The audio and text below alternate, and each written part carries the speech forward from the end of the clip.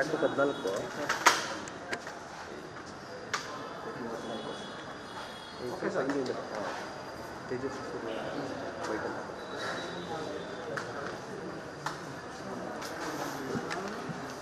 ನಮಸ್ಕಾರ. ಮಾನ್ಯ ಮುಖ್ಯಮಂತ್ರಿ ಸಿದ್ದರಾಮಯ್ಯನವರು ಹಲವಾರು ಬಾರಿ ನನ್ನ ಬಗ್ಗೆ ಮಾತನಾಡ್ತಾ ವೈಯಕ್ತಿಕವಾಗಿ ಅವರು ಇರುವ ಸ್ಥಾನಕ್ಕೆ ಶೋಭೆ ತರದಲ್ಲೇ ಇರುವಂತಹ ಕೆಲವು ವೈಯಕ್ತಿಕ ಟೀಕೆಗಳನ್ನು ಮಾಡ್ತಾ ಇರ್ತಾರೆ. ಹಿಂದೆ ಕೂಡ ಚುನಾವಣೆ ಸಂದರ್ಭದಲ್ಲಿ ಮಾಡಿದ್ರು, 2 ದಿನಗಳ ಹಿಂದೆ ಕೂಡ ಮತ್ತೆ ಅದೇ ಶಬ್ದವನ್ನು ಬಳಸಿ ಟೀಕೆಯನ್ನು ಮಾಡಿದ್ದಾರೆ.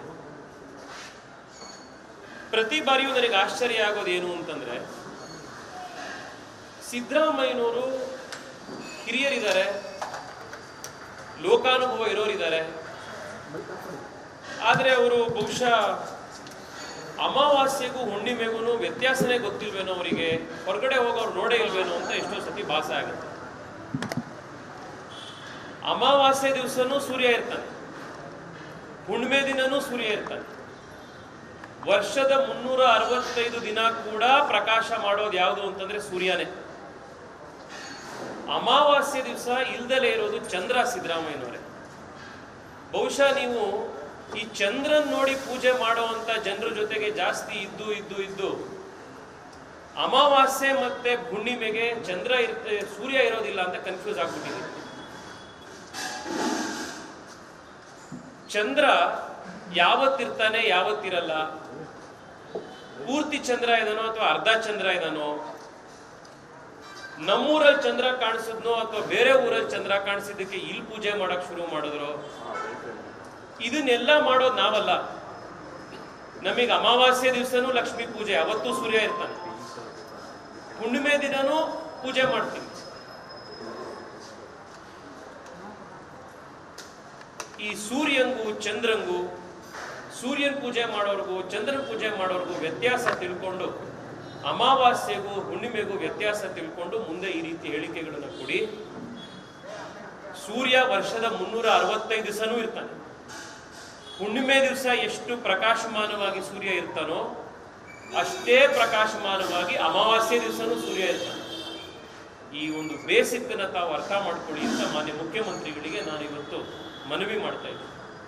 ಎರಡನೇದು, ಸಿದ್ದರಾಮಯ್ಯನವ್ರ ಮೇಲೂ ನಾನು ವೈಯಕ್ತಿಕವಾಗಿ ಒಂದಿಷ್ಟು ಮಾತನಾಡ್ಬೋದು, ಆದರೆ ನಾನು 24 ಲಕ್ಷ ಜನ ಆಯ್ಕೆ ಮಾಡಿರುವಂಥ ಒಬ್ಬ ಸಂಸದನಾಗಿ ಸಾಂವಿಧಾನಿಕ ಹುದ್ದೆಯಲ್ಲಿರಬೇಕಾದಾಗ ಆ ರೀತಿಯ ಮಾತುಗಳು ನನಗೆ ಶೋಭೆ ತರೋದಿಲ್ಲ. ನಾನು ಹಿಂದೆ ಕೂಡ ಇದೇ ರೀತಿಯವರು ಟೀಕೆ ಮಾಡಿದಾಗ ನಾನು ಹೇಳಿದ್ದೇನೆ, ಸಿದ್ದರಾಮಯ್ಯನವರು ನಮ್ಮ ತಂದೆ ವಯಸ್ಸಿನವರು, ನಾನು ವೈಯಕ್ತಿಕ ಟೀಕೆ ಅವ್ರ ಬಗ್ಗೆ ಇನ್ನೊಬ್ಬರ ಬಗ್ಗೆ ನಾನು ಮಾಡೋದಿಲ್ಲ, ನನ್ನ ರಾಜಕಾರಣದ ಸಂಸ್ಕಾರ ಅದಲ್ಲ ಅಂತ. ಇವತ್ತು ಆ ರೀತಿಯ ವೈಯಕ್ತಿಕ ಟೀಕೆಗಳನ್ನು ಮಾಡಲಿಕ್ಕೆ ನನಗೆ ಬುದ್ಧಿ, ಬಾಯಿ, ವಿಶೇಷ ಭಾಷೆ ಎಲ್ಲ ಗೊತ್ತಿದ್ರೂ ಕೂಡ ನಾನು ಆ ರೀತಿ ಟೀಕೆ ಮಾಡೋದಿಲ್ಲ. ಯಾಕೆಂದ್ರೆ ನಮ್ಮ ಸಂಸ್ಕಾರ ಅಲ್ಲ, ನಮ್ಮ ಪಕ್ಷದ ರಾಜಕಾರಣದ ಸಂಸ್ಕಾರ ಕೂಡ ಅದಲ್ಲ. ಆದರೆ ಸಿದ್ದರಾಮಯ್ಯನವರ ಆಡಳಿತದ ಬಗ್ಗೆ ಒಂದಿಷ್ಟು ಪ್ರಶ್ನೆಗಳನ್ನು ಕೇಳಬೇಕಾಗಿದೆ. ಯಾಕೆಂದ್ರೆ ಬೆಂಗಳೂರಿನ ಸಂಸದರುಗಳ ಬಗ್ಗೆ ಪ್ರಶ್ನೆ ಕೇಳಿದ್ವಿ, ಮೋದಿಯವ್ರ ಬಗ್ಗೆ ಪ್ರಶ್ನೆ ಕೇಳಿದ್ವಿ. ಆದ್ರಿಂದ ನಿಮಗೆ ನಿಮ್ಮ ಆಡಳಿತದ ಬಗ್ಗೆ ಪ್ರಶ್ನೆ ಕೇಳಬೇಕಾಗಿದೆ. ಸಿದ್ದರಾಮಯ್ಯನವರೇ, ಕರ್ನಾಟಕಕ್ಕೆ ಹಿಡಿದಿರುವಂತಹ ಗ್ರಹಣ ನಿಮ್ಮ ಆಡಳಿತ. ಸುಮಾರು ಹೆಚ್ಚು ಕಡಿಮೆ 3 ವರ್ಷ ಆಯ್ತು ನೀವು ರಾಜ್ಯದಲ್ಲಿ ಅಧಿಕಾರಕ್ಕೆ ಬಂದು. ಬೆಂಗಳೂರಿನ ಸ್ಥಿತಿ ನೋಡಿದ್ರೆ, ಬೆಂಗಳೂರಿಗರ ಸ್ಥಿತಿ ನೋಡಿದ್ರೆ ನರಕ ಯಾತನೆಯಲ್ಲಿ ಬೆಂಗಳೂರಿನವರು ಇವತ್ತು ಒದ್ದಾಡ್ತಾ ಇದ್ದಾರೆ. ಒಂದೇ 1 ಕಿಲೋಮೀಟರ್ ರೋಡು ಗುಂಡಿ ಇಲ್ದಲೇ ಇಲ್ಲ. ನಿಮ್ಮ ಆಡಳಿತ ಎಷ್ಟು ಚೆನ್ನಾಗಿದೆ ಅನ್ನೋದಕ್ಕೆ ಬೆಂಗಳೂರಿನ ರಸ್ತೆಗಳ ಗುಂಡಿಗಳೇ ಸಾಕ್ಷಿ. ಹಬ್ಬಕ್ಕೆ ಹಾಸನಕ್ಕೆ, ಚಿಕ್ಕಮಗಳೂರಿಗೆ ಮೊನ್ನೆ ಹೋಗಿ ಬಂದಿತ್ತು. ನ್ಯಾಷನಲ್ ಹೈವೇ ಮುಗಿದು ಎಲ್ಲಿಗೆ ನಿಮ್ಮ ರಾಜ್ಯದ ರಸ್ತೆ ಪ್ರಾರಂಭ ಆಗತ್ತೆ, ಅಲ್ಲಿಂದ ಪ್ರಾರಂಭ ಆಯಿತು ಅಂತಂದ್ರೆ ಗುಂಡಿಗಳು, ವಾಪಸ್ ನ್ಯಾಷನಲ್ ಹೈವೇ ಬರೋವರೆಗೂ ಗುಂಡಿಗಳೇ ಗುಂಡಿಗಳು. ಇದು ನಿಮ್ಮ ಆಡಳಿತದ ವೈಖರಿ. ಬೆಂಗಳೂರಿನಲ್ಲಿ 1 ಕಿಲೋಮೀಟರ್ ರೋಡ್ ಸರಿ ಇಲ್ಲ, ಅರ್ಧ ಕಿಲೋಮೀಟರ್ ಫುಟ್ಪಾತ್ ಸರಿ ಇಲ್ಲ. ಮೋದಿ ಪ್ರಶ್ನೆ ಕೇಳಕ್ ಬರ್ತಾ ಇದ್ದೀರಿ, ಸಂಸದರ ಪ್ರಶ್ನೆ ಕೇಳಕ್ ಬರ್ತಾ ಇದ್ದೀರಿ. ಕಳೆದ ಒಂದೇ ವಾರದಲ್ಲಿ ಬಸವನಗುಡಿಯಲ್ಲಿ, ಮಲ್ಲೇಶ್ವರದಲ್ಲಿ, ಗಂಗೊಣ್ಣಹಳ್ಳಿಯಲ್ಲಿ 3 ಜನ ಹೆಣ್ಣು ಮಕ್ಕಳ ರೇಪು ಮರ್ಡರ್ ಆಗಿದೆ. ನಿಮ್ಮದೇ ಊರಿನ ಮೈಸೂರಿನಲ್ಲಿ 9 ವರ್ಷದ ಬಾಲಕಿ ಮೇಲೆ ಗ್ಯಾಂಗ್ ರೇಪ್ ಆಗಿದೆ. ನಿಮ್ಮ ಹೋಮ್ ಮಿನಿಸ್ಟರ್ ದೀಪಾವಳಿ ಬೆಟ್ಟಿಂಗ್ ಅಲ್ಲಿ ಬ್ಯುಸಿ ಇದ್ದಾರೆ. ಇದು ನಿಮ್ಮ ಆಡಳಿತದ ವೈಖರಿ. ಒಂದು ವಾರದಲ್ಲಿ ಬೆಂಗಳೂರಿನಲ್ಲಿ 3 ರೇಪು ಮರ್ಡರ್ ಆಗುತ್ತೆ. ಅದಕ್ಕೆ ನಿಮ್ಮ ಉತ್ತರ ಇಲ್ಲ. ನಿಮ್ಮ ಸರ್ಕಾರದ ಮುಖ್ಯಮಂತ್ರಿಗಳು, ಉಪಮುಖ್ಯಮಂತ್ರಿಗಳಾಗಿ, ನಿಮ್ಮ ಹೋಮ್ ಮಿನಿಸ್ಟರ್ಗಳಾದಿಯಾಗಿ ಯಾರು ಅದ್ರ ಬಗ್ಗೆ ಪ್ರಶ್ನೆ ಎತ್ತಲ್ಲ, ಯಾರು ಅದ್ರ ಬಗ್ಗೆ ಮಾತಾಡ್ತಾ ಇಲ್ಲ.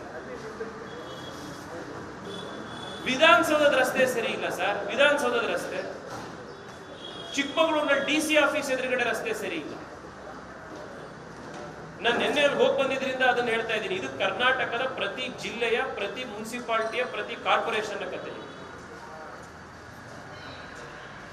2 ವಾರದ ಹಿಂದೆ $15 ಬಿಲಿಯನ್ ಇನ್ವೆಸ್ಟ್ಮೆಂಟ್ ಅನ್ನು ಆಂಧ್ರ ಪ್ರದೇಶಕ್ಕೆ ಕಳ್ಕೊಂಡ್ವಿ ನಾವು. ಅವ್ರು ಫಸ್ಟ್ ಕನ್ಸಿಡರ್ ಮಾಡಿದ್ದು ಬೆಂಗಳೂರಿಗೆ ಬರಕ್ಕೆ. ನಿಮ್ಮ ಆಡಳಿತ ನೋಡಿ ಇಷ್ಟು ಸಖತ್ತಾಗಿ ನಡೀತಾ ಇದೆ ಕರ್ನಾಟಕ ಅಂತ ಅವ್ರಿಗೆ ಅನ್ಸಿ, ಇಲ್ಲಿ ಬೇಡಪ್ಪ ಅಂತ ಹೇಳಿ ಆಂಧ್ರ ಪ್ರದೇಶಕ್ಕೆ $15 ಬಿಲಿಯನ್ ಇನ್ವೆಸ್ಟ್ಮೆಂಟ್ ತಗೊಂಡು ನಿಮ್ಮ IT ಮಿನಿಸ್ಟರ್ RSS ಬ್ಯಾನ್ ಮಾಡೋದ್ರಲ್ಲಿ ಬಿಸಿ ಇದೆ. ಗ್ಯಾಂಗ್ ರೇಪ್ಗಳು, ಮರ್ಡರ್ಗಳಾಗ್ತವೆ. ನಿಮ್ಮ ಹೋಮ್ ಮಿನಿಸ್ಟರ್ ಜೂಜಾಡೋದ್ರಲ್ಲಿ ಬಿಸಿ ಇರ್ತಾರೆ. $15 ಬಿಲಿಯನ್ ಇನ್ವೆಸ್ಟ್ಮೆಂಟ್ ಕರ್ನಾಟಕ ಕಳ್ಕೊಳ್ಳುತ್ತೆ. ನಿಮ್ಮ IT ಮಿನಿಸ್ಟರ್ RSS ಬ್ಯಾನ್ ಮಾಡೋದ್ರಲ್ಲಿ ಬಿಸಿ ಇರ್ತಾರೆ. ಇದು ನಿಮ್ಮ ಆಡಳಿತದ ವೈಖರಿ. ಪ್ರತಿ ಸತಿ ಮೋದಿ ಪ್ರಶ್ನೆ ಹಾಕೋದು ನೀವು ನಿಮ್ಮ ಆಡಳಿತದ ವೈಫಲ್ಯವನ್ನು ಮುಚ್ಕೊಳ್ಳೋದಕ್ಕೋಸ್ಕರ. ಸಂಸದರಿಗೆ ನೀವು ಪ್ರಶ್ನೆ ಕೇಳ್ತಾ ಇರೋದು ನಿಮಗ್ ಸರಿಯಾಗಿ ಮಾಡಕ್ಕಾಗ್ದಲೇ ಇರೋದ್ರಿಂದ ಆಡಳಿತ, ಇನ್ನೊಬ್ಬರಿಗೆ ಯಾಕೋ ಪ್ರಶ್ನೆ ಕೇಳ್ತಾ ಇರೋದು. 2,300 ಜನ ರೈತರು ಕರ್ನಾಟಕದಲ್ಲಿ ಆತ್ಮಹತ್ಯೆ ಮಾಡ್ಕೊಂಡಿದ್ದಾರೆ ನಿಮ್ಮ ಆಡಳಿತದಲ್ಲಿ. ಇದಕ್ಕೆ ಮೋದಿ ಅವ್ರ ಕಾರಣ. KSRTC, BMTC ಬಸ್ನ ನೌಕರರು ಸಂಬಳ ಕೊಟ್ಟಿಲ್ಲ ಅಂತ ಹೇಳಿ ಗಲಾಟೆ ಮಾಡ್ತಾ ಇದ್ದಾರೆ. ಬಸ್ ತೆಗೆಯೋದಿಲ್ಲ ನಾವು ಅಂತ ಹೋರಾಟ ಮಾಡ್ತಾ ಇದ್ದಾರೆ. ಇದಕ್ಕೆ ಮೋದಿ ಅವ್ರ ಕಾರಣ. ಬೆಂಗಳೂರಿನಲ್ಲಿ 3 ವರ್ಷ ಆಯ್ತು ನಿಮ್ ಸರ್ಕಾರ ಅಧಿಕಾರಕ್ಕೆ ಬಂದು. 5 ವರ್ಷ, 6 ವರ್ಷದಿಂದ ಪೆಂಡಿಂಗ್ ಇರುವಂತ ಹಿಂದಿನ ಸರ್ಕಾರದಲ್ಲಿ ಶುರುವಾಗಿದ್ದಂತ ಫ್ಲೈಓವರ್ ಪ್ರಾಜೆಕ್ಟ್ಗಳನ್ನ 3 ವರ್ಷ ಆದ್ರೂ ಕಂಪ್ಲೀಟ್ ಮಾಡಕ್ಕಾಗಿಲ್ಲ. ಇನ್ನು ಹೊಸ 100 ಕಿಲೋಮೀಟರ್ ಫ್ಲೈಓವರ್ ಕಟ್ಟಕ್ಕೆ ಹೋಗ್ತಾ ಇದ್ದೀರಾ. 1 ಕಿಲೋಮೀಟರ್ ಫ್ಲೈಓವರ್ ಕಟ್ಟಕ್ಕೆ 8 ವರ್ಷ ತಗೊಂಡವ್ರು 100 ಕಿಲೋಮೀಟರ್ ಫ್ಲೈಓವರ್ ಕಟ್ಟಬೇಕು ಅಂತಂದ್ರೆ ನಿಮ್ ಸ್ಪೀಡಲ್ಲೇ ಕಟ್ಟಿದ್ರೆ 800 ವರ್ಷ ಬೇಕಾಗುತ್ತೆ ಸಿದ್ದರಾಮಯ್ಯ. ಈ ಸ್ಪೀಡಲ್ಲಿ ನಿಮ್ ಸರ್ಕಾರ ಕೆಲಸ ಮಾಡ್ತಾ ಇದೆ. ಯುವಕರು ಹುಬ್ಳಿ ಧಾರವಾಡದಲ್ಲಿ 1000 ಜನ ನೀವು ಭರ್ತಿ ಮಾಡ್ತಾ ಇಲ್ಲ ಅಂತೇಳಿ ರಸ್ತೆಗೆ ಬಂದು ಹೋರಾಟ ಮಾಡ್ತಾ ಇದ್ದಾರೆ. ಶಿಕ್ಷಕರದ್ದು ಸರಿಯಾಗಿರುವಂತ ವೇಕೆನ್ಸಿಗಳದ್ದು ಫಿಲಪ್ ಆಗಿಲ್ಲ. ಟ್ರಾನ್ಸ್ಫರ್ಗಳಲ್ಲಿ ದೊಡ್ಡ ಮಾಫಿಯಾ ನಡೀತಾ ಇದೆ. ಬೆಂಗಳೂರಿನಲ್ಲಿ 1 ಚದರಡಿ ನೀವು ಪ್ಲಾನ್ ಸ್ಯಾಂಕ್ಷನ್ ತಗೋಬೇಕು ಅಂತಂದ್ರೆ ₹75, ₹100 ಅಂತ ರೇಟ್ ಚಾರ್ಟ್ ಇಟ್ಕೊಂಡು ಭ್ರಷ್ಟಾಚಾರ ನಡೀತಾ ಇದೆ. ಬರ್ತಾ ಇರುವಂತ ಪ್ರತಿ ಹಣ ಕೂಡ ಬೆಂಗಳೂರಿಗೆ, ಇಲ್ಲಿಗೆ, ಕರ್ನಾಟಕಕ್ಕೆ ಉಪಯೋಗ ಆಗೋದ್ರ ಬದಲು ನೀವು ಇದನ್ನೆಲ್ಲದನ್ನು ಬಿಹಾರ್ ಎಲೆಕ್ಷನ್ಗೆ, ಇನ್ನೊಂದ್ ಕಡೆಗೆ ಫಂಡಿಂಗಿಗೆ, ನಿಮ್ ಕಾಂಗ್ರೆಸ್ ಫಂಡಿಂಗಿಗೆ ಉಪಯೋಗಿಸ್ತಾ ಇದ್ದೀರಿ. 7 ಜನ ಸರ್ಕಾರಿ ನೌಕರರದ್ದು ಆತ್ಮಹತ್ಯೆ ಆಗಿದೆ. ಕಾಂಟ್ರಾಕ್ಟರ್ಗಳು ಯಾರು ಕೂಡ ನೀವು ಬಿಲ್ ಪೆಂಡಿಂಗ್ ಇಟ್ಕೊಂಡಿದ್ದೀರಿ, ಯಾವುದನ್ನು ಕೂಡ ನೀವು ದುಡ್ಡು ರಿಲೀಸ್ ಮಾಡ್ತಾ ಇಲ್ಲ ಅಂತ ಅವ್ರ ರಸ್ತೆಗೆ ಬಂದಿದ್ದಾರೆ. ನಮ್ಮ ಸರ್ಕಾರ ಆಡಳಿತ ಬಿಟ್ಟು ಹೊರಡುವಂತ ಸಂದರ್ಭದಲ್ಲಿ ನಾವು ರೆವೆನ್ಯೂ ಸರ್ಪ್ಲಸ್ ಬಜೆಟ್ ಕೊಟ್ಟೋಗಿದ್ವಿ. ಇವತ್ತು ದೇಶದ ಅತಿ ಹೆಚ್ಚು ಸಾಲ ಮಾಡಿರುವಂತಹ ರಾಜ್ಯಗಳ ಪೈಕಿ ಕರ್ನಾಟಕಕ್ಕೆ ನೀವು ತೆಗೆದುಕೊಂಡು ಬಂದಿದ್ದೀರಿ. ಕರ್ನಾಟಕದಲ್ಲಿ ಇವತ್ತು ₹100 ನಮ್ಮ ಆದಾಯ ಬಂತು ಅಂತಂದ್ರೆ ₹18, ₹100 ಬರೀ ಬಡ್ಡಿ ಕಟ್ಟೋದ್ರ ಕಡೆ ಹೋಗ್ತಾ ಇದೆ. ನಿಮ್ಮ MLAಗಳು ಇವತ್ತು ಗಲಾಟೆ ಮಾಡ್ತಾ ಇದ್ದಾರೆ. ಅಭಿವೃದ್ಧಿಗೆ ₹1 ದುಡ್ಡು ಕೊಡ್ತಾ ಇಲ್ಲ ನೀವು. ನಿಮ್ಮ MLAಗಳು ಜೈಲಲ್ಲಿ ಇಲ್ಲದೆ ಇರೋದು. ಯಾಕೆಂದ್ರೆ ಬಹುಶಃ 4 ಜನ ಜೈಲಲ್ಲಿ ಇದ್ದಾರೆ, ಅದರಲ್ಲಿ 2 ಇವಾಗ ಬೇಲಲ್ಲಿ ಬಂದಿದ್ದಾರೆ. ಇದು ನಿಮ್ಮ ಆಡಳಿತದ ವೈಖರಿ. ಕಳೆದ 3 ವರ್ಷದಲ್ಲಿ ಬೆಂಗಳೂರಿಗೆ ಒಂದೇ ಒಂದು ಸಿಂಗಲ್ ಪ್ರಾಜೆಕ್ಟ್ ನೀವು ಬೆಂಗಳೂರಿಗೆ ಮಾಡಿರುವಂಥದ್ದು, ಶುರು ಮಾಡಿ ಕಂಪ್ಲೀಟ್ ಮಾಡಿರುವಂಥದ್ದನ್ನು ಒಂದನ್ನ ನೀವು ತೋರಿಸಿದ್ರ ಬೆಂಗಳೂರಿಗೆ ಮಾಡಿರೋದು. ಇದು ನಿಮ್ಮ ರಿಪೋರ್ಟ್ ಕಾರ್ಡ್. ₹100 ಕರ್ನಾಟಕ ಇವತ್ತು ರೆವೆನ್ಯೂ ಬರ್ತಾ ಇದೆ ಅಂದ್ರೆ ₹18 ಬಡ್ಡಿ ಕಟ್ಟೋದ್ರಲ್ಲಿ ಹೋಗ್ತಾ ಇದೆ. ಇದು ಇವತ್ತು ಕರ್ನಾಟಕದ ಸ್ಥಿತಿ. ಕರ್ನಾಟಕದ ಕಳೆದ 3 ವರ್ಷದ ಬಜೆಟ್ ನಲ್ಲಿ, ನೀವೇ ಮಂಡಿಸಿರುವಂತಹ ಬಜೆಟ್ ನಲ್ಲಿ ರಸ್ತೆಗೆ ಎಷ್ಟು ದುಡ್ಡು ಮೀಸಲಿಟ್ಟಿದೀವೋ, ಶಾಲಾ ಕಾಲೇಜುಗಳ ಅಭಿವೃದ್ಧಿಗೆ ಎಷ್ಟು ಮೀಸಲಿಟ್ಟಿದೀವೋ, ನೀರಾವರಿಗೆ ಎಷ್ಟು ಹಣ ಮೀಸಲಿಟ್ಟಿದೀವೋ, ಆರೋಗ್ಯಕ್ಕೆ ಎಷ್ಟು ಮೀಸಲಿಟ್ಟಿದೀವೋ, ಇದೆಲ್ಲದಕ್ಕಿಂತ ಹೆಚ್ಚು ದುಡ್ಡು ಇದನ್ನೆಲ್ಲ ಒಟ್ಟಿಗೆ ಸೇರಿದ್ರೆ ಎಷ್ಟು ಹಣ ಆಗುತ್ತೋ ಇದಕ್ಕಿಂತ ಜಾಸ್ತಿ ಹಣ ನಿಮ್ಮ 64.65 ಸಾವಿರ ಕೋಟಿ ರೂಪಾಯಿ ನಿಮ್ಮ ಗ್ಯಾರಂಟಿಗಳಿಗೆ ಹೋಗ್ತದೆ. ಕರ್ನಾಟಕದ ಜನರನ್ನ ಸ್ವಾಭಿಮಾನಿಯಾಗಿ ಅವ್ರ ಕಾಲ ಮೇಲೆ ನಿಂತ್ಕೊಳ್ಳೋ ರೀತಿ ಮಾಡೋದ್ರ ಬಿಟ್ಟು ಸರ್ಕಾರದ ಮೇಲೆ ಸಣ್ಣ ಪುಟ್ಟದಕ್ಕೂ ಅವಲಂಬಿತರಾಗಿರೋ ರೀತಿ ಮಾಡಿದೀರಾ. ಇದೇ ನಿಮ್ಮ ಆಡಳಿತದ ವೈಖರಿ. 2.5 ವರ್ಷ ಆಗಿದೆ ಸಿದ್ದರಾಮಯ್ಯ. ನಿಮಗೆ ಅಮಾವಾಸ್ಯೆ, ಪೂರ್ಣಿಮೆ, ಹುಣ್ಣಿಮೆ ಇದ್ರ ಬಗ್ಗೆನೇ ನಿಮಗೆ ಬಹಳ ಅರ್ಥ ಆಗೋದ್ರಿಂದ, ಈ ಭಾಷೆಗಳು ಕನ್ಫ್ಯೂಷನ್ ನಿಮಗೆ ಕ್ಲಿಯರ್ ಆಗಿ ಗೊತ್ತಾಗೋದ್ರಿಂದ ಹೇಳ್ತಾ ಇದ್ದೀನಿ. ಕರ್ನಾಟಕಕ್ಕೆ ಹಿಡಿದಿರುವಂತಹ ದೊಡ್ಡ ಗ್ರಹಣ ಅಂತಂದ್ರೆ ನಿಮ್ಮ ಆಡಳಿತ. ಇನ್ನು 2.5 ವರ್ಷದಲ್ಲಿ ಈ ಗ್ರಹಣ ಮುಕ್ತಿ ಆಗತ್ತೆ. ಗ್ರಹಣದಿಂದ ಹೊರಗಡೆ ಬಂದ ಮೇಲೆ ಮತ್ತೆ ಕರ್ನಾಟಕ ಆ ಸೂರ್ಯ ಚಂದ್ರ ಇರೋವರೆಗೂ ಕೂಡ ಪ್ರಕಾಶಮಾನವಾಗಿ ಸೂರ್ಯ ಚಂದ್ರ ಇರೋವರೆಗೂ ಕೂಡ ಕರ್ನಾಟಕ ಮತ್ತೆ ಬೆಳಗತ್ತೆ. ನಾನು ಮಾನ್ಯ ಮುಖ್ಯಮಂತ್ರಿಗಳಲ್ಲಿ ನಿವೇದನೆ ಮಾಡ್ತಾ ಇದ್ದೀನಿ, ಈಗಲಾದ್ರೂ ಇನ್ನು 2.5 ವರ್ಷ ಬಾಕಿ ಇದೆ. ನೀವು ರಾಜಕಾರಣದಿಂದ ರಿಟೈರ್ ಆದ್ಮೇಲೆ ನಿಮ್ಮ ಲೆಗಸಿ ಏನು ಕರ್ನಾಟಕಕ್ಕೆ ಅಂತ ಯಾರಾದ್ರೂ ನೆನಪಿಸ್ಕೊಂಡ್ರೆ, ರೆವೆನ್ಯೂ ಸರ್ಪ್ಲಸ್ ಇದ್ದಂತ ಶ್ರೀಮಂತವಾಗಿದ್ದ ಕರ್ನಾಟಕವನ್ನು ಬರಡು ಮಾಡಿ ಸಾಲಕ್ಕೆ ತೆಗೆದುಕೊಂಡಿದ್ದು ನಿಮ್ಮ ಆಡಳಿತನ ನೆನಪಿಸ್ಕೊಳ್ಬಾರ್ದು. ರಾಜ್ಯದ ಸರ್ಕಾರಿ ನೌಕರರಿಗೆ ಸಂಬಳ ಕೊಡೋದಕ್ಕೂ ದುಡ್ಡಿಲ್ದಲೇ ಇರುವಂತ ಸ್ಥಿತಿಗೆ ರಾಜ್ಯ ತೆಗೆದುಕೊಂಡು ಬಂದಿದ್ದು ಸಿದ್ದರಾಮಯ್ಯನವರು ಅಂತ ನೆನಪಿಸ್ಕೊಳ್ಬಾರ್ದು. ಬೆಂಗಳೂರಿನಲ್ಲಿ, ಮೈಸೂರಿನಲ್ಲಿ, ಬೇರೆ ಬೇರೆ ಊರುಗಳಲ್ಲಿ ಹೆಣ್ಣು ಮಕ್ಕಳ ಮೇಲೆ ನಿರಂತರ ಅತ್ಯಾಚಾರಗಳು ನಡೀತಿತ್ತು, ಅವ್ಯಾಹತವಾಗಿ ನಡೀತಾ ಇತ್ತು ಅನ್ನುವಂತ ಆಡಳಿತದ ಕೆಟ್ಟ ಹೆಸರು ನಿಮಗೆ ಬೇಡ. ನಾಮುಂದು ತಾಮುಂದು ಅಂತ ಬೇರೆ ಬೇರೆ ಕಂಪನಿಗಳು ಬೆಂಗಳೂರಿಗೆ ಬಂದು ಇನ್ವೆಸ್ಟ್ಮೆಂಟ್ ಮಾಡ್ತಾ ಇದ್ದಂತ ಸಂದರ್ಭದಲ್ಲಿ ಅದೆಲ್ಲ ಹೋಗಿ ಬೆಂಗಳೂರಿನಿಂದ ಓಡೋಗ್ತಾ ಇರುವಂತ ಕಂಪನಿಗಳ ಸ್ಥಿತಿ ನಿಮ್ಮ ಆಡಳಿತ ಅಂತ ಆಗ್ಬಾರ್ದು. ಬೆಂಗಳೂರಿನ ಗುಂಡಿ ಮುಚ್ಚಿ ಸರಿಯಾಗಿರುವಂತ ರಸ್ತೆ ಮಾಡ್ಕೊಡಿ, ಕಸ ಎತ್ಸಿ ಅಂತ ಕೇಳಿದ್ದಕ್ಕೆ, ಬೇಸಿಕ್ ಕೇಳಿದ್ದಕ್ಕೆ ಬೆಂಗಳೂರಿನಲ್ಲಿ ಸಾವಿರಾರು ಜನಕ್ಕೆ ಉದ್ಯೋಗ ಕೊಟ್ಟು ಲಕ್ಷಾಂತರ ಕೋಟಿ ರೂಪಾಯಿಗಳನ್ನ ಬೆಂಗಳೂರಿಗೆ, ಕರ್ನಾಟಕಕ್ಕೆ ಕಾಂಟ್ರಿಬ್ಯೂಟ್ ಮಾಡಿದವರಿಗೆ ನಿಮ್ಮ ಮುಖ್ಯಮಂತ್ರಿಗಳು, ಉಪಮುಖ್ಯಮಂತ್ರಿಗಳ ನೀವೆಲ್ಲೂ ಸೇರಿ ಬೈತಾ ಇದ್ದೀರಿ. ಬೆಂಗಳೂರಲ್ಲಿ ಉದ್ಯೋಗ ಸೃಷ್ಟಿಯಾಗೋದೇ. ಈಗಲೂ ನಾನು ನಿಮಗೆ ರಿಕ್ವೆಸ್ಟ್ ಮಾಡ್ತಾ ಇದ್ದೀನಿ, ಈ ಅಮಾವಾಸ್ಯೆ, ಪೂರ್ಣಿಮೆ, ಹುಣ್ಣಿಮೆ, ಚಂದ್ರ, ಸೂರ್ಯ, ಗ್ರಹಣ ಈ ಎಲ್ಲದನ್ನ ನೀವು ಜ್ಯೋತಿಷಿಗಳಿಗೆ ಬಿಡಿ. ನೀವು ಮುಖ್ಯಮಂತ್ರಿಗಳಾಗಿ ರಾಜ್ಯದ ಆಡಳಿತದ ಬಗ್ಗೆ ಯೋಚನೆ ಮಾಡಿ. ನಿಮ್ಮ IT ಮಿನಿಸ್ಟ್ರಿಗೆ RSS ಬ್ಯಾನು ಇನ್ನೊಂದ್ರ ಬಗ್ಗೆ ತಲೆ ಕೆಡಿಸ್ಕೊಳ್ಳೋದ್ರ ಬಿಟ್ಟು ಕರ್ನಾಟಕಕ್ಕೆ ಹೊಸ IT ಇನ್ವೆಸ್ಟ್ಮೆಂಟ್ಗಳನ್ನು ತೆಗೆದುಕೊಂಡು ಬರೋದಕ್ಕೆ ಅವರಿಗೆ ಡೈರೆಕ್ಷನ್. ರಸ್ತೆಯಲ್ಲಿ ಆಗ್ತಾ ಇರುವಂತ ಮರ್ಡರ್, ರೇಪ್ಗಳನ್ನ ತಡಿಬೇಕು ಅನ್ನೋದನ್ನ ನಿಮ್ಮ ಗೃಹ ಮಂತ್ರಿಗಳಿಗೆ ಹೇಳಿ, ಇನ್ನಾದ್ರೂ ಬೆಟ್ಟಿಂಗ್ ಇಂದ ಸ್ವಲ್ಪ ಫ್ರೀ ಮಾಡಿಕೊಂಡು ಇನ್ ಮುಂದೆ ಈ ಆಡಳಿತ ಕೊಡೋದ್ರ ಕಡೆಗೆ ಯೋಚನೆ ಮಾಡಿ, ಲಾ ಅಂಡ್ ಆರ್ಡರ್ ಬಗ್ಗೆ ಅವರಿಗೆ ಗಮನ ಕೊಡಿ. ಸರ್ಕಾರಿ ನೌಕರರಿಗೆ ಮೊನ್ನೆ ದೀಪಾವಳಿ ಹಬ್ಬ ಬಂತು. ನಮಗೆ ಎಷ್ಟೋ ಜನ ಫೋನ್ ಮಾಡೋದು, ಪ್ರೈವೇಟ್ ಅಲ್ಲಿ ಕೆಲಸ ಮಾಡ್ತಾ ಇರೋರಿಗೆ ಬೋನಸ್ ಸಿಕ್ಕಿದೆ, ನಾವು ಸರ್ಕಾರಿ ಕೆಲಸ ಮಾಡ್ತಾ ಇರೋರು ನಮಗೆ ಸಂಬಳ ಕರೆಕ್ಟ್ ಟೈಮಿಗೆ ಬರ್ತಾ ಇಲ್ಲ ಅಂತ. ಅವರಿಗೆ ಸಂಬಳ ಕೊಡೋದಕ್ಕೆ ಫಸ್ಟ್ ಶುರು ಮಾಡಿ.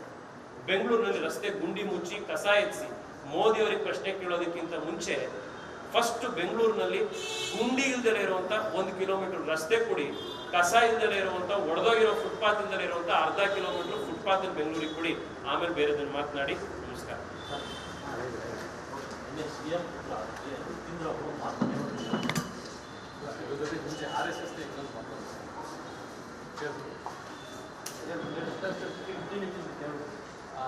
RSS ಈಗ ಪಥಸಂಚಲನ ಮಾಡ್ತಾರೆ. ಅದಕ್ಕೆ ಭೀಮ್ ಆರ್ಮಿ ಕೂಡ ಈಗ ಹೊಸದಾಗಿ ಪಥಸಂಚಲನ 100 ವರ್ಷದ ಬಳಿಕ ಈ ರೀತಿಯ ಘಟನೆ ಕೂಡ RSSನ ನಡೆಯಲೇ ನಡೀತಾ ಇದೆ, ಅಥವಾ ಹಠಕ್ಕೆ ಬಿದ್ದು ಬೇರೆ ರೀತಿಯಲ್ಲಿ ಮಾಡ್ತಾ ಇದೆ. ನೋಡಿ, ಯಾರ್ಯಾರಿಗೆ ಪಥಸಂಚಲನ ಮಾಡಬೇಕು ಅಂತ RSS ನಿಂದ ಸ್ಫೂರ್ತಿ ಬಂದಿದೆ ಅವರೆಲ್ಲರಿಗೂ ಪಥಸಂಚಲನ ಮಾಡೋದಕ್ಕೆ ಸಂವಿಧಾನದ ಅಡಿಯಲ್ಲಿ ಹಕ್ಕಿದೆ. ಚಿತ್ತಾಪುರದಲ್ಲಿ ಸಂವಿಧಾನವನ್ನು ಸಸ್ಪೆಂಡ್ ಮಾಡಿ ಅವ್ರಿಗೆ ಬೇಕಿದ್ದಂತ ಹುಕುಂನ ರೀತಿ ನಡೆಸೋದಕ್ಕೆ ಪ್ರಯತ್ನ ಆಯಿತು. ಹೈಕೋರ್ಟ್ ದೇಶ ನಡೆಯುವಂಥದ್ದು ಬಾಬಾ ಸಾಹೇಬರ ಸಂವಿಧಾನದ ಕೆಳಗಡೆ, ನಿಮ್ಮ ಹುಕುಂನ ಮೇಲನ್ನ ಅಂತ ರಾಜ್ಯ ಸರ್ಕಾರಕ್ಕೆ ಸರಿಯಾಗಿರುವಂತ ಪಾಠ ಕಲಿಸಿದೆ. ಈ ಹಿಂದೆ ಕೂಡ SDPI ಮತ್ತೆ PFI ನವರು ಕರಾವಳಿ ಭಾಗದಲ್ಲಿ RSS ನಂತೆಯೇ ಪಥಸಂಚಲನ ಮಾಡೋದಕ್ಕೆ ಪ್ರಯತ್ನಗಳನ್ನ ಮಾಡಿದ್ರು. 1-2 ವರ್ಷ ಮಾಡಿದ್ರು. ಇವತ್ತು ಇನ್ಯಾರೋ ಹೊರಟಿದ್ದಾರೆ ಪಥಸಂಚಲನ ಮಾಡಲಿ. RSSನ ಶಿಸ್ತು, RSSನ ಬದ್ಧತೆ, RSSನ ದೇಶಭಕ್ತಿಯಿಂದ ಪ್ರೇರಣೆಗೊಂಡು ಅದನ್ನು ನಾವೆಲ್ಲರೂ ಕೂಡ ಅಳವಡಿಸ್ಕೊಳ್ಬೇಕು ಅಂತ ಯಾರಿಗೇ ಆಸಕ್ತಿ ಇದ್ರು ಕೂಡ ಅವರಿಗೆ ನಮ್ಮ ಬೆಂಬಲ ಮತ್ತು ಸಹಕಾರ ಇದೆ. ಶಿವರು ಕೂಡ ನಿಮ್ಮ ಹೆಸರು ಹೇಳಕ್ಕೆ ಇಷ್ಟಪಡಲಿಲ್ಲ. ರಾಮಾಯಣ ಅಮಾವಾಸ್ಯೆ ಅಂದಾಗ ಬ್ರಿಟಿಷ್ ಕೂಡ ಹೆಸರು ನಿಮ್ಗೆ ಇಷ್ಟ ಇಲ್ಲ ಅಂತ ಮಾತಾಡ್ತಾರೆ. ನೋಡಿ, ಬೆಂಗಳೂರಿನ ಅಭಿವೃದ್ಧಿಗೆ ಬೇಕಾಗಿರುವಂಥದ್ದು ಸಾರ್ವಜನಿಕ ಸಾರಿಗೆ. ಈ ಟನಲ್ ಬಗ್ಗೆ ನಾನು ಹಿಂದೆ ಕೂಡ ಮಾತನಾಡಿದ್ದೀನಿ. ಇವತ್ತು ಅದನ್ನು ನಾನು ಮತ್ತೆ ವಿಸ್ತಾರವಾಗಿ ಹೇಳಿ ಡೈವರ್ಟ್ ಮಾಡಲಿಕ್ಕೆ ಇಚ್ಛೆ ಪಡೋದಿಲ್ಲ ಸಬ್ಜೆಕ್ಟ್. ನಿಮ್ಮ ಸರ್ಕಾರದ ಅರ್ಬನ್ ಡೆವಲಪ್ಮೆಂಟ್ ಡಿಪಾರ್ಟ್ಮೆಂಟ್ನ ಎಕ್ಸ್ಪರ್ಟ್ ಕಮಿಟಿನೇ ನಿಮ್ಮ DPR ಸರಿ ಇಲ್ಲ ಅಂತ ಹೇಳಿದ್ದಾರೆ. ಬೆಂಗಳೂರಿನಲ್ಲಿ 90% ಜನ ಓಡಾಡುವಂಥದ್ದು ಸಾರ್ವಜನಿಕ ಸಾರಿಗೆ. 10% ಜನರ ಹತ್ರ ಕಾರ್ ಇರೋದು.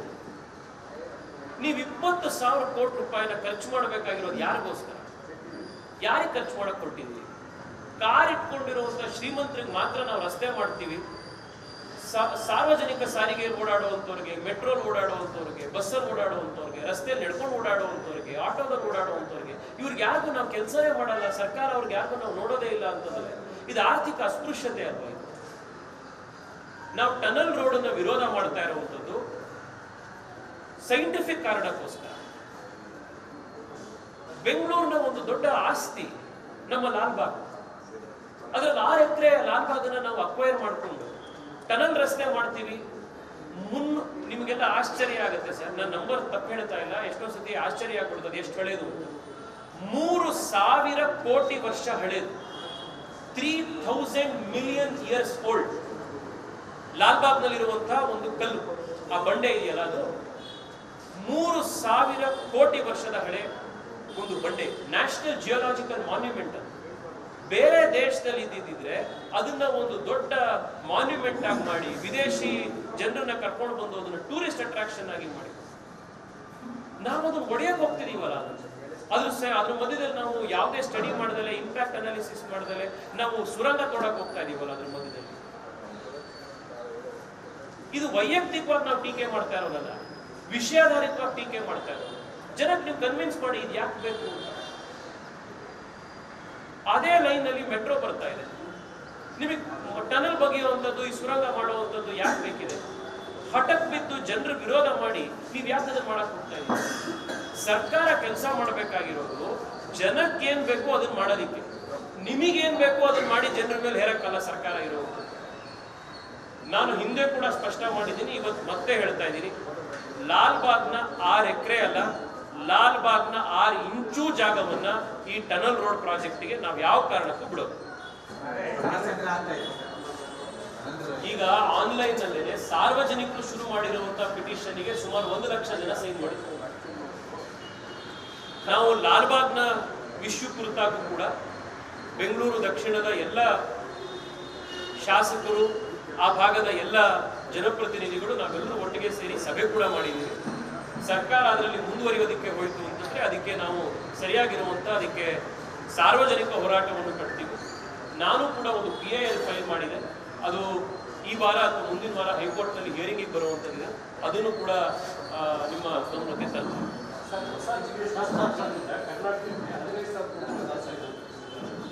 ಆರ್ಥಿಕ ಡಿವೈಡ್ ಆಗಿದೆ ಗ್ಯಾರಂಟಿ ಇಡೀ ಭಾರತದಲ್ಲಿ ಕರ್ನಾಟಕ ಇಂಥ ಕೆಟ್ಟ ಆಡಳಿತ, ಕೆಟ್ಟ ಸರ್ಕಾರ ಇದ್ದ ಮೇಲೂ ಕೂಡ ಕರ್ನಾಟಕದ ಜನರ ಪರಿಶ್ರಮದಿಂದಾಗಿ ಕರ್ನಾಟಕ ಇವತ್ತು ಮುಂದೆ ಹೋಗ್ತಾ ಇರುವಂಥದ್ದು. ನಾನು ಮುಖ್ಯಮಂತ್ರಿಗಳಲ್ಲಿ ಮನವಿ ಮಾಡ್ತೀನಿ, ನಿಮಗೆ ಆರ್ಥಿಕ ವಿಚಾರದಲ್ಲಿ ಇಷ್ಟು ಸ್ಪಷ್ಟತೆ ಇತ್ತು ಅಂತಂದ್ರೆ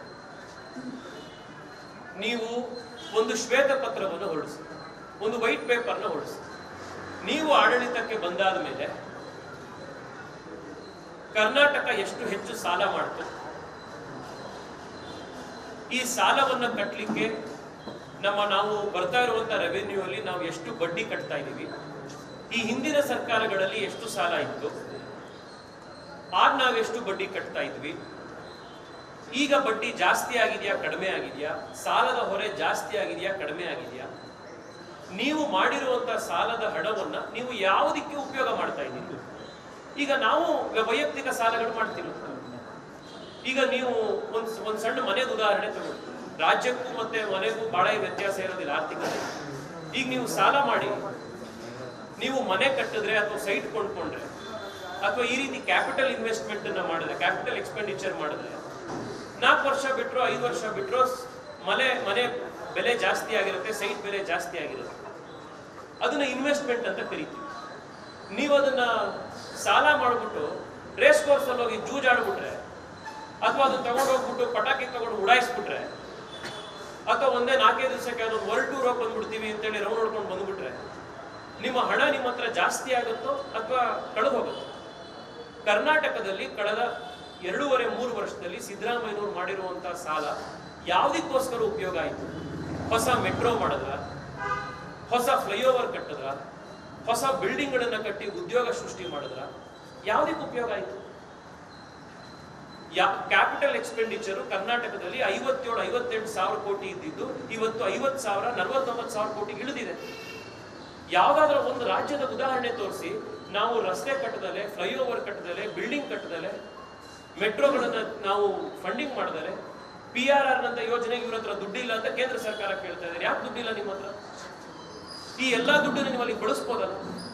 ರಾಜ್ಯದಲ್ಲಿ ಒಂದು ಸರ್ಕಾರದ ಉದಾಹರಣೆ ತೋರಿಸಿ, ಕ್ಯಾಪಿಟಲ್ ಎಕ್ಸ್ಪೆಂಡಿಚರ್ನ ಕಡಿಮೆ ಮಾಡಿ, ರೆವೆನ್ಯೂ ಎಕ್ಸ್ಪೆಂಡಿಚರ್ನ ಜಾಸ್ತಿ ಮಾಡಿ, ಸಬ್ಸಿಡಿಗಳನ್ನ ಜಾಸ್ತಿ ಮಾಡಿ ಉದ್ಧಾರ ಆಗಿರುವಂತ ಪ್ರಪಂಚದಲ್ಲಿ ಒಂದು ಸರ್ಕಾರದ ಉದಾಹರಣೆ ತೋರಿಸಿ.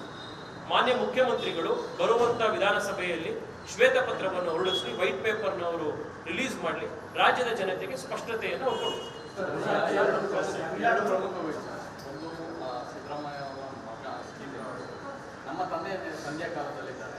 ಆದ ಬಳಿಕ ಸತೀಶ್ ಜಾರಕಿಹೊಳಿ ಮಾತಾಡಿರಬೇಕು ಅನ್ನೋ ಅದೇ ಕಾಂಗ್ರೆಸ್ನಲ್ಲಿ ಲೀಡರ್ಶಿಪ್ ಕೊರತೆ ಎಲ್ಲ ತುಂಬಾ ಜನ ಇದೆ. ಏನ್ ಸರ್ ನೋಡಿ, ಸರ್ಕಾರ ಆಡಳಿತಕ್ಕೆ ಬಂದಾಗಿಂದ ಮುಖ್ಯಮಂತ್ರಿಗಳಾಗಿ ಸಿದ್ದರಾಮಯ್ಯನವರು ಶಪಥ ತಗೊಂಡಿದ್ದ ದಿವಸದಿಂದ ಒಂದು ಮ್ಯೂಸಿಕಲ್ ಚೇರ್ ಕಾಂಪಿಟೇಷನ್ ನಡೀತಾನೆ ಇದೆ ಕಾಂಗ್ರೆಸ್ನಲ್ಲಿ. ನೀವು ನೋಡಿರ್ಬೋದು, ಸ್ಕೂಲ್ನಲ್ಲಿ ಮಕ್ಕಳಿಗೆ ಆಡಾಡಿಸ್ತಾರೆ ಮ್ಯೂಸಿಕಲ್ ಚೇರು. ಇವತ್ತು ಯಾರು ಕೂತಿರ್ತಾರೆ, ನಾಳೆ ಬೆಳಗ್ಗೆ ಆ ಕುರ್ಚಿ ಖಾಲಿ ಆಗುತ್ತೆ, ಅವರ ಕೂತ್ಕೊಳ್ಳೋದು, ಇವ್ರು ಕೂತ್ಕೊಳ್ಳೋದು. ಕಾಂಗ್ರೆಸ್ನಲ್ಲಿ ಮ್ಯೂಸಿಕಲ್ ಚೇರ್ ನಡೀತಾನೆ ಇದೆ ಕಳೆದ 3 ವರ್ಷದಿಂದ. ನಾನು ಆಗಲೇ ಸ್ಪಷ್ಟ ಮಾಡಿದ್ದೀನಿ, ಸಿದ್ದರಾಮಯ್ಯನವರ ಆಡಳಿತ ಕರ್ನಾಟಕಕ್ಕೆ ಹಿಡಿದಿರುವಂಥ ಗ್ರಹಣ. ಈ ಗ್ರಹಣದಿಂದ ಮುಕ್ತಿ ಆದಮೇಲೆ ಕರ್ನಾಟಕಕ್ಕೆ, ಕಾಂಗ್ರೆಸ್ನಿಂದನೂ ಕೂಡ ಕರ್ನಾಟಕಕ್ಕೆ ಮುಕ್ತಿ ಆಗಿದೆ. ಸೊ ಇವ್ರು ಯಾರ್ಯಾರು ಈಗ ಕಾಂಗ್ರೆಸ್ನಲ್ಲಿ ಇಟ್ಕೊಂಡು ಸಾಲ ಹಚ್ಚಿದ್ದಾರೆ, ಅವ್ರಿಗೆ ಯಾರಿಗೂ ಕೂಡ ಮುಖ್ಯಮಂತ್ರಿ ಸ್ಥಾನದಲ್ಲಿ ಕೂತ್ಕೊಳ್ಳುವಂಥ ಅವಕಾಶ ಕರ್ನಾಟಕದ ಜನ ಕೊಡೋದು. ಡಿ ಕೆ ಶಿವಕುಮಾರ್ ಅವರು ಆಗಲ್ಲ ಸರ್. ಕಾಂಗ್ರೆಸ್ನ ಯಾವ ಕಾರ್ಯಕರ್ತರಿಗೂ ಸಿಗೋದಿಲ್ಲ ಸರ್. ಮುಂದೆ ಸರ್ಕಾರದ ಈ ಗ್ರಹಣ ಮುಗಿದ ಮೇಲೆ ಕರ್ನಾಟಕ ಮತ್ತೆ ಸೂರ್ಯನಂತೆ ಪ್ರಕಾಶ ಆಗುವಂಥದ್ದು ಬಿಜೆಪಿ ಆಡಳಿತದಲ್ಲೇ. ಇದನ್ನ ಸಿದ್ದರಾಮಯ್ಯನವರಿಗೆ ಬಹಳ ಸ್ಪಷ್ಟ ಮಾಡ್ತಾರೆ. ರಾಜ್ಯದ ಬಗ್ಗೆ ಲೋಕಸಭೆಯಲ್ಲಿ ಯಾರು ಕೂಡ ಮಾತಾಡೋದಿಲ್ಲ. ಸಂಸದರು ಬ್ರಹ್ಮಯಾಂತಿ ಸೋಲಿಸಿದ ಹಾಗೆ ಮೊನ್ನೆ ಮಹಾರಾಷ್ಟ್ರಗೆ ರಿಲೀಸ್ ಆಗಿದೆ. ಅದೇ ವಿಚಾರ ಜಾಸ್ತಿ ಆಗಿದೆ. ಕರ್ನಾಟಕ ಕಂಪೇರ್ ಮಾಡಿದ್ರೆ ಅದು ತುಂಬಾ ಜಾಸ್ತಿ. ಬಗ್ಗೆ ಮಾತಾಡಲ್ಲ. ₹10 ಕೂಡ ತಂದಿಲ್ಲ. ಏನು ಗುರುತರವಾಗಿರ್ತಕ್ಕಂಥ ಒಂದು ಯೋಜನೆ ತಂದಿಲ್ಲ. ನಾನು ಈ ಹಿಂದೆ ಕೂಡ ಹಲವಾರು ಪ್ರೆಸ್ ಕಾನ್ಫರೆನ್ಸ್ಗಳನ್ನ ಮಾಡಿ ಕರ್ನಾಟಕಕ್ಕೆ ಮೋದಿಯವರ ಕೊಡುಗೆ ಏನು, ಕರ್ನಾಟಕದ ಬಿಜೆಪಿಯ ಸಂಸದರುಗಳ ಕೊಡುಗೆ ಏನು ಅನ್ನೋದು ನಾವು ಬಹಳ ಸತಿ ಹೇಳಿದ್ವಿ. ಇವತ್ತು ಅವ್ರು ಪ್ರಶ್ನೆ ಕೇಳಿದ್ದಾರೆ ಅಂದಿದ ತಕ್ಷಣದಲ್ಲಿ ಬಂದು ನಿಂತ್ಕೊಂಡು ರಿಪೋರ್ಟ್ ಕಾರ್ಡ್ ಅನ್ನ ಒಪ್ಪಿಸುವಂತ ಕೆಲಸಕ್ಕೆ ನಾನು ಇವತ್ತು ಹೋಗೋದಿಲ್ಲ. ಅದಕ್ಕೆ ಇನ್ನೊಂದು ದಿವಸ ಪ್ರೆಸ್ ಕಾನ್ಫರೆನ್ಸ್ ಮಾಡ್ತೀನಿ. ನಿಮ್ಮ ಮುಖಾಂತರ ಬಹಳ ವಿಷಯಗಳನ್ನ ಮತ್ತೆ ಜನಕ್ಕೆ ತಲುಪಿಸ್ತೀವಿ.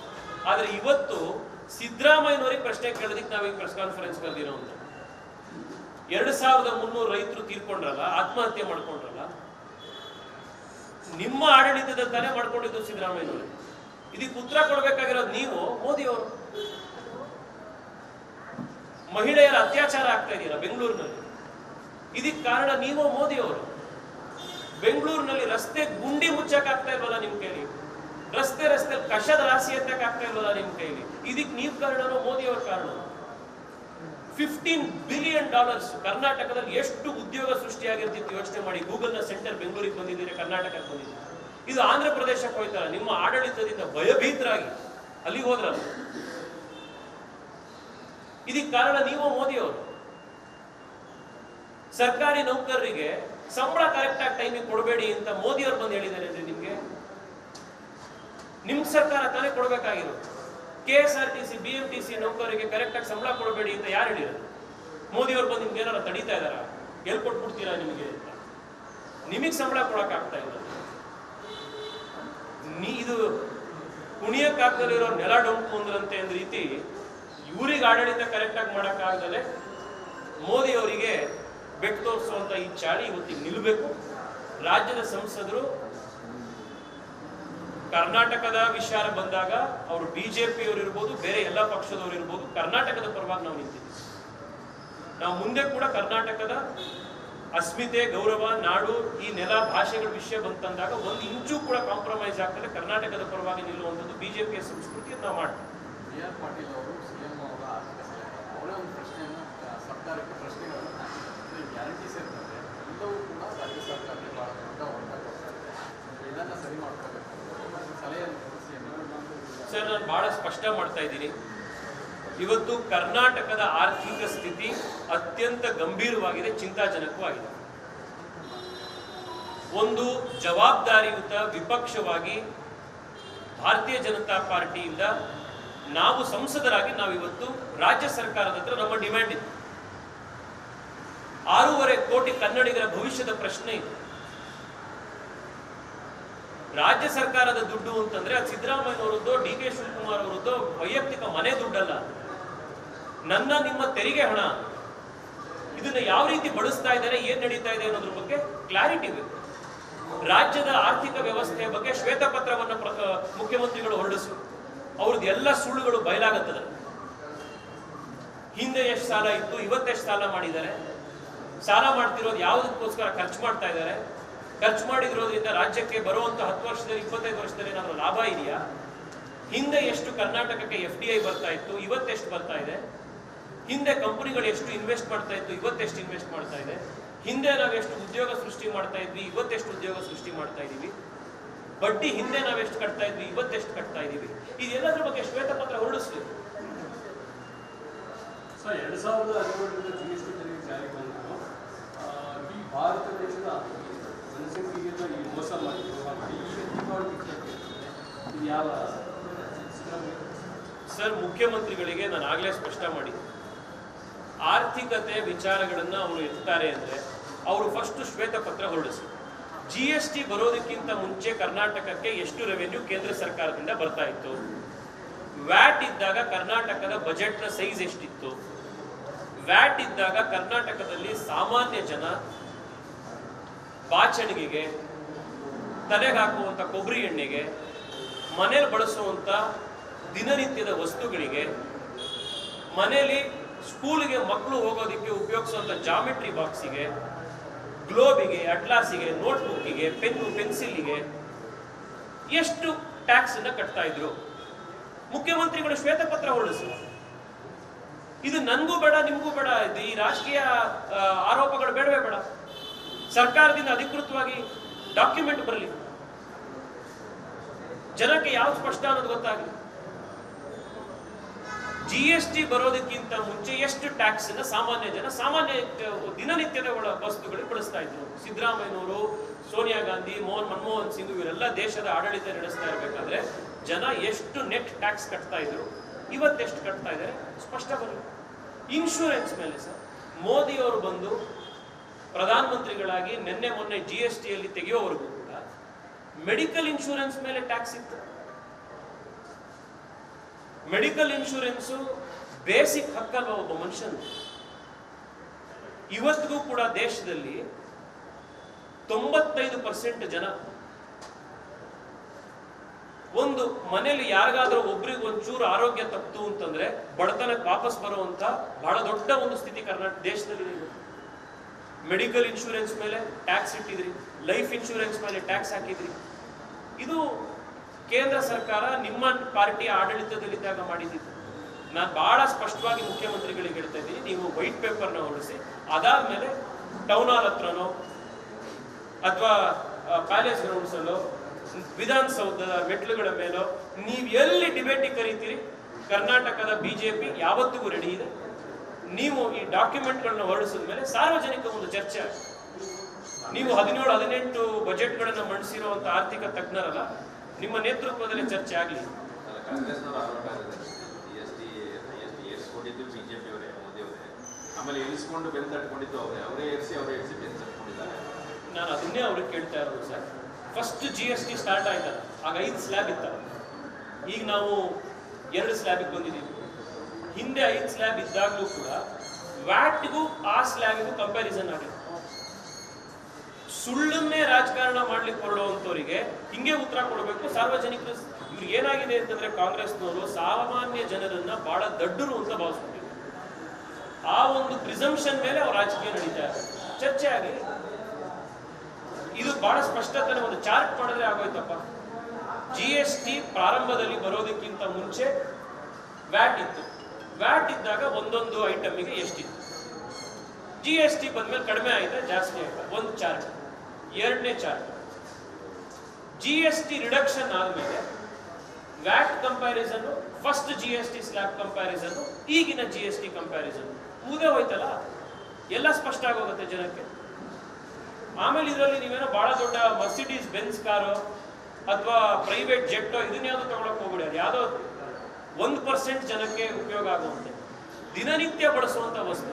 ಕನ್ನಡಕದ ಮೇಲೆ ಎಷ್ಟು ರೇಟ್ ಇತ್ತು, ಪೆನ್ನು ಪೇಪರ್ ಮೇಲೆ ಎಷ್ಟಿತ್ತು, ಸೋಪ್ ಮೇಲೆ, ಟೂತ್ ಬ್ರಷ್ ಮೇಲೆ ಎಷ್ಟಿತ್ತು, ಬಟ್ಟೆ ಮೇಲೆ ಎಷ್ಟಿತ್ತು, ಕೊಬ್ಬರಿ ಎಣ್ಣೆ ಮೇಲೆ ಎಷ್ಟಿತ್ತು, ಬಾಚಣಿಗೆ ಮೇಲೆ ಎಷ್ಟಿತ್ತು, ಜಾಮೆಟ್ರಿ ಬಾಕ್ಸು, ಪೆನ್ಸಿಲು, ರಬ್ಬರು ಇದ್ರ ಮೇಲೆ ಎಷ್ಟಿತ್ತು, ಇದನ್ನ ಕೇಳಿ ಮಾತ್ರೆಗಳ ಮೇಲೆ ಎಷ್ಟಿತ್ತು, ಇದ್ರ ಮೇಲೆ ಚರ್ಚೆ ಆಗುತ್ತೆ. ದೇಶಭಕ್ತಿ ಅಂತಂದ್ರೆ ತಿರುವಣ ಧ್ವಜ ರಾಷ್ಟ್ರಗೀತೆ ಬೇಕು. ಆದರೆ ಮಸೀದಿ ಮುಂದೆ DJ ಹಾಕೊಂಡು, ಚರ್ಚ್ ಮುಂದೆ DJ ಹಾಕೊಂಡು ಎಣ್ಣೆ ಹೊಡ್ಕೊಂಡು ಕೂಡಿರ್ತಾರೆ. ಇದು ರಾಷ್ಟ್ರಭಕ್ತಿನ ಪ್ರಶ್ನೆ.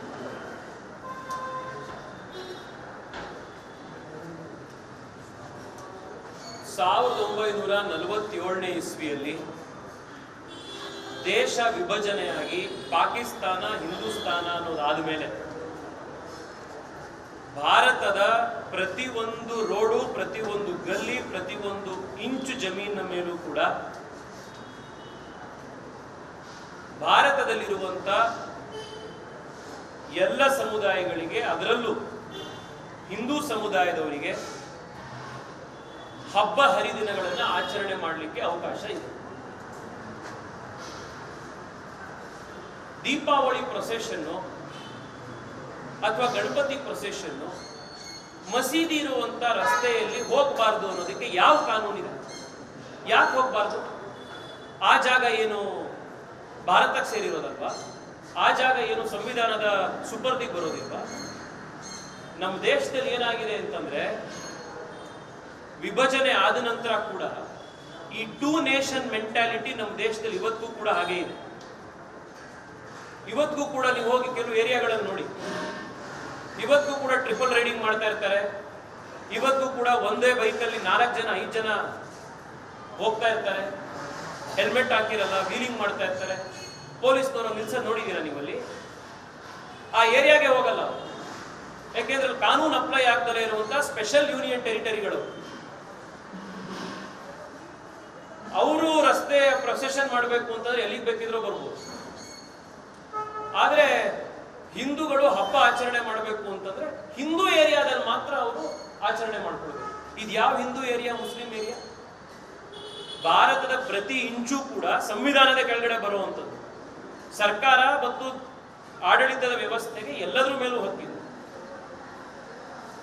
ಈ 2 ನೇಷನ್ ಮೆಂಟಾಲಿಟಿ, ಈ 2 ಏರಿಯಾ ಮೆಂಟಾಲಿಟಿ ಇದು ದೇಶದಲ್ಲಿ ಯಾವತ್ತು ನಿಲ್ಲತ್ತೋ ಅವತ್ತು ದೇಶ ನಿಜವಾಗ್ಲೂ ಕೂಡ ಐಕ್ಯತೆಯಿಂದ ಗಟ್ಟಿಯಾಗುತ್ತೆ.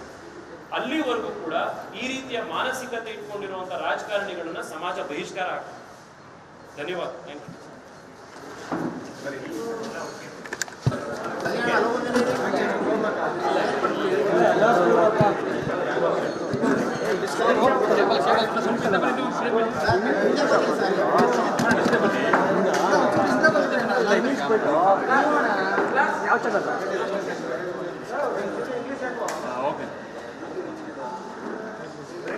Chief Minister Siddaramaiah has been indulging in personal attacks over me over the last few days, and the words that he has been using repeatedly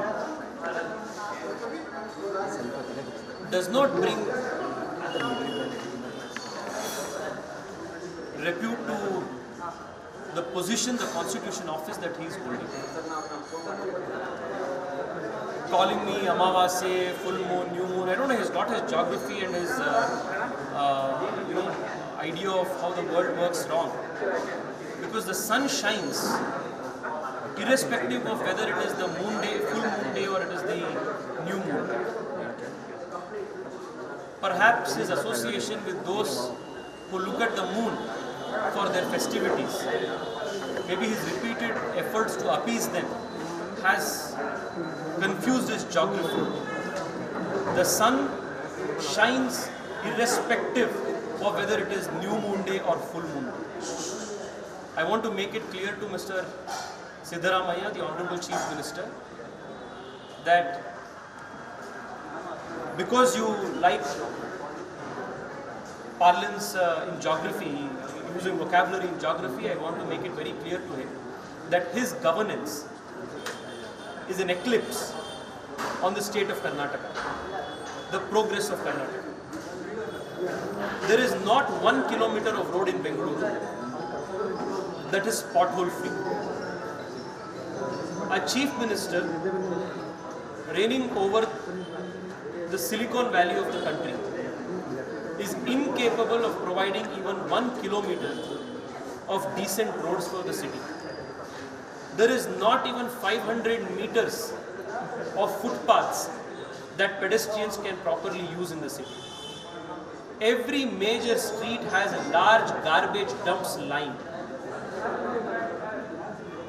A chief minister who is incompetent to clear garbage, to provide decent roads and decent footpaths is today questioning the Prime Minister of the country.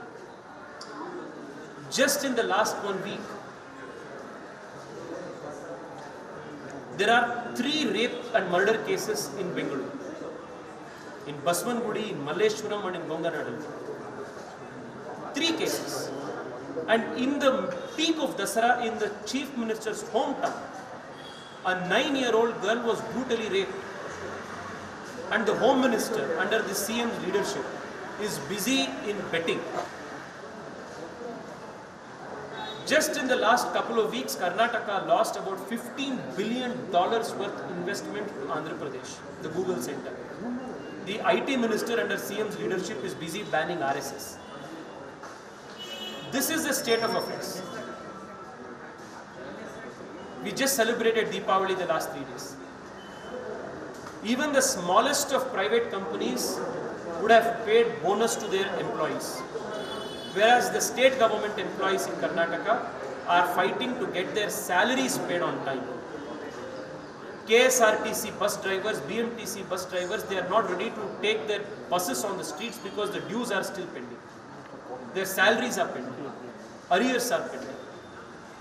Thousands of vacancies in state government departments are there, while young people in thousands are literally coming out on streets protesting, asking for jobs to be provided. More than 2,300 farmers have committed suicide in the last 2.5 years. More than 18 government officials have committed suicide, unable to bear the harassment under this government. This is Siddaramaiah's report card. The last 2.5 years has seen the government's revenues depleting. Despite COVID, when we demitted office, Karnataka had a revenue surplus budget. Today, Karnataka figures right at the top among the states with the largest deficit. Siddaramaiah's legacy, Siddaramaiah's eclipse, is making Karnataka a revenue deficit state. Out of 100 rupees that Karnataka gets as revenue, close to 18 rupees goes only in the servicing of revenue, debt service, interest service. This is the state of affairs. So because he is unable to provide even a modicum of governance, even the bare minimum of governance, Siddaramaiah and his government has resorted to these diversionary tactics of trying to question the Prime Minister, the MPs, resort to name calling, diverting attention by trying to ban RSS, efforts of this kind. What the state needs is the chief minister to wake up and start providing governance. I hope that he will finally get out of his sleep and start providing governance to the state. Nevertheless, this Siddaramaiah eclipse that has come over Karnataka the last 2.5 years will be rid, and the shine of Karnataka, the strength of Karnataka, the radiance of Karnataka will shine with ever before glory once this chief minister and the state and the Congress government in the state demits office. CM Yatendra has already said that his time is over. What do you have to say?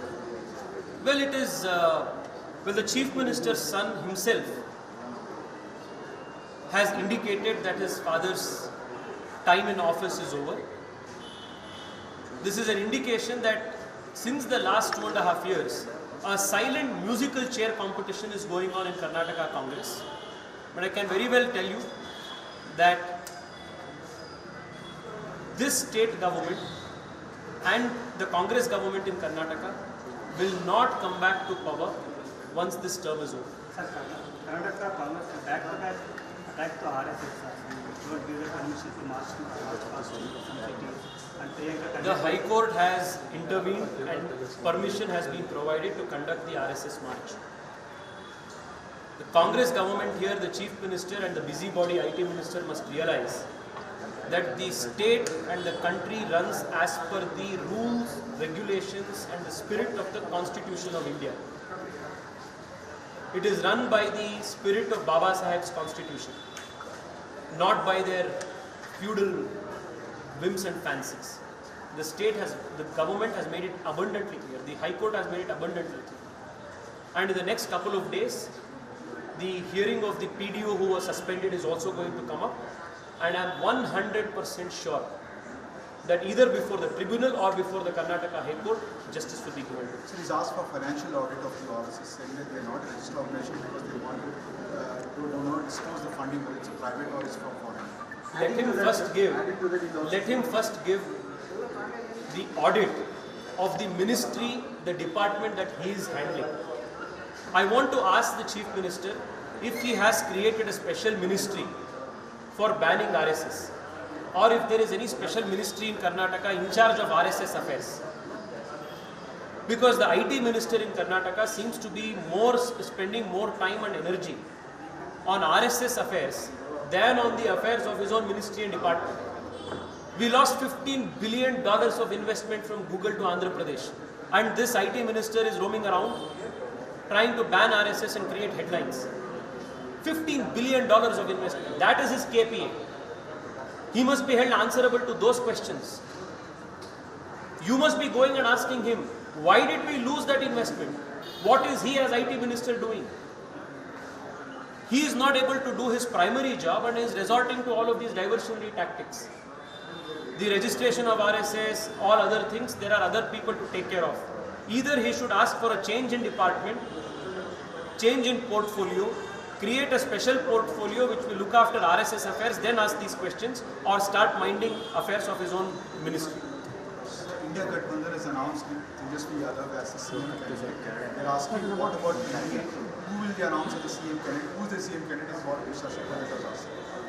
The leadership of our party, the leadership of NDA will take an appropriate call on this, and the leadership will be announced at an appropriate time.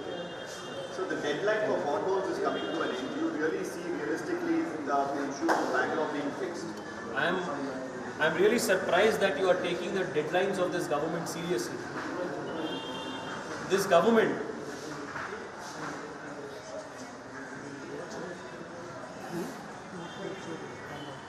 has taken 8 years to build a 1 kilometer long flyover. 1 kilometer long flyover. And the potholes of this, the pothole filling is another scam of this government. You are seeing already on social media hundreds of road users tagging the pictures of the roads where a day ago the road would have gotten asphalted, pothole would have gotten fixed, and the very next day the pothole is back. So the potholes in Bengaluru are like a kamadhin, a never-ending gift-giving enterprise for the state government.